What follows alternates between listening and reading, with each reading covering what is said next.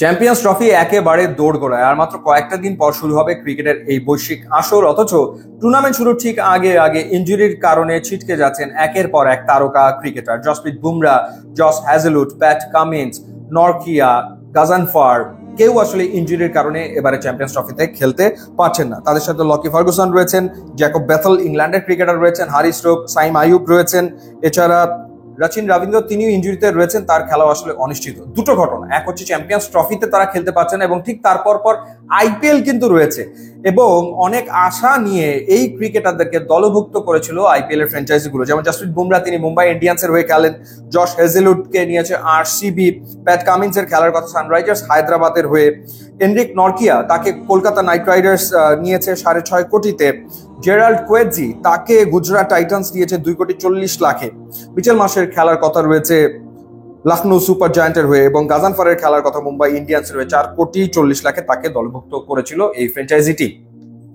ফ্র্যাঞ্চাইজিগুলো এখন চিন্তা করছে, একেই ইনজুরির তালিকা লম্বা হচ্ছে, এরপরে আবার চ্যাম্পিয়ন্স ট্রফি, অর্থাৎ এই টুর্নামেন্ট চলাকালে তাদের আরো বেশ কয়েকজন ক্রিকেটার যদি ইনজুরিতে পড়ে যায় তখন আসলে হবেটা কি, সেই ভাবনা থেকে ব্যাকআপ প্লেয়ারের চিন্তায় রয়েছে ফ্র্যাঞ্চাইজিগুলো, এবং সেই চিন্তার কারণেই হয়তো যোগাযোগ করা হয়েছে বাংলাদেশের দুই ফাস্ট বোলার মুস্তাফিজুর রহমান এবং তাসকিন আহমেদের সাথে। তাসকিনের সাথে যোগাযোগটা আগেই করা হয়েছিল, ইনফ্যাক্ট বিপিএল শুরুর সময়ই আমরা জানতে পেরেছিলাম যে তাসকিনের সাথে আলোচনা চলমান রয়েছে।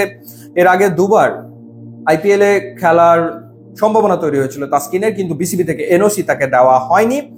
এই আসরেও তার ব্যাপারে দুটো ফ্র্যাঞ্চাইজির আগ্রহ রয়েছে বলে আমরা শুনেছি, যদিও নিলামের সময় তাকে কেউ দলভুক্ত করেনি। মুস্তাফিজ এত বছর ধরে টানা খেলেছেন আইপিএল এ, এবারও তাকে দলে কেউ নেয়নি। কিন্তু যখন ক্রিকেটাররা ইনজুরিতে পড়তে শুরু করেছে, স্পেশালি ফাস্ট বোলাররা, তখন হয়তো বা এখন ফ্র্যাঞ্চাইজিগুলো চিন্তা করছে যে তাদের ক্রিকেটারের প্রয়োজন লাগবে। মুস্তাফিজের অভিজ্ঞতা বিবেচনায় তাকে কেউ দলভুক্ত করতেই পারে, সম্ভাবনা রয়েছে। স্পেশালি কলকাতা নাইট রাইডার্স, তারা যদি এনরিক নরকিয়া সার্ভিস না পায়, তাদের একজন ফাস্ট বোলার তো লাগবেই, এবং জেরাল্ড কোয়েজিকে যদি গুজরাট টাইটান্স না পায়, তাহলে ডেফিনেটলি সেই জায়গায় তাদের একজন ফাস্ট বোলার প্রয়োজন তো পড়বেই। এবং চাইলেই যে ফাস্ট বোলার পাওয়া যাবে ব্যাপারটা তা না, কারণ পাকিস্তান সুপার লিগ রয়েছে, সেখানেও ক্রিকেটাররা খেলবে।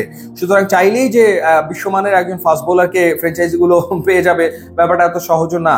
তো সেই ক্ষেত্রে এই দুই বাংলাদেশি ফাস্ট বোলারের সাথে যোগাযোগ করা হয়েছে আইপিএল এর ফ্র্যাঞ্চাইজিগুলোর পক্ষ থেকে, সেটা শোনা যাচ্ছে। বাংলাদেশের তিনজন ক্রিকেটার তারা পিএসএল এ খেলবেন, নাহিদ রানা, এরপর লিটন কুমার দাস, এবং একই সাথে রিশাদ হোসেন। তো সেই ক্ষেত্রে এখন তাসকিন এবং মুস্তাফিজ দুই অভিজ্ঞ ক্রিকেটার, এবং ফর্ম বিবেচনা করলে তাসকিন বিপিএল এ দুর্দান্ত পারফর্ম করেছেন, হায়েস্ট উইকেট টেকার ছিলেন, সুতরাং তার ব্যাপারে আগ্রহ থাকতেই পারে, আগ্রহ দেখাতেই পারে ইন্ডিয়ার ফ্র্যাঞ্চাইজি গুলো। সুতরাং কয়েকটা দিনের ভেতরেই আসলে এই ব্যাপারটা একেবারে স্পষ্ট হয়ে যাবে যে আসলে এবার এই দুই বাংলাদেশি ক্রিকেটারের আইপিএল এ খেলা হচ্ছে কিনা। কেন, কি কারণে এই আলোচনাটা শুরু হয়েছে? কারণ লিজেন্ডস অফ রূপগঞ্জের হয়ে আসলে প্রিমিয়ার লিগে খেলার কথা তাসকিন এবং মুস্তাফিজের, কিন্তু সেই চুক্তিটা লিজেন্ডস অফ রূপগঞ্জ করবে কি করবে না সেটা নির্ভর করছে আসলে আইপিএল এ যাচ্ছেন কিনা এই দুই ক্রিকেটার, সেই বিষয়টা নিয়েও আমাদের যে ঘরোয়া ক্রিকেট আঙ্গন সেখানে আলোচনা চলমান রয়েছে, সে কারণে এই খবরটা আসলে চাউর হয়েছে। এখন দেখা যাক বাস্তবতা কি দাঁড়ায়। আপনাদের জানিয়ে রাখি যে চ্যাম্পিয়ন্স ট্রফি আসছে, শুধুমাত্র ট্রফিতেই আপনারা দেখতে পাবেন বাংলা ও ইংলিশ কমেন্ট্রি সহ পুরো আইসিসি চ্যাম্পিয়ন্স ট্রফি লাইভ 19 ফেব্রুয়ারি থেকে।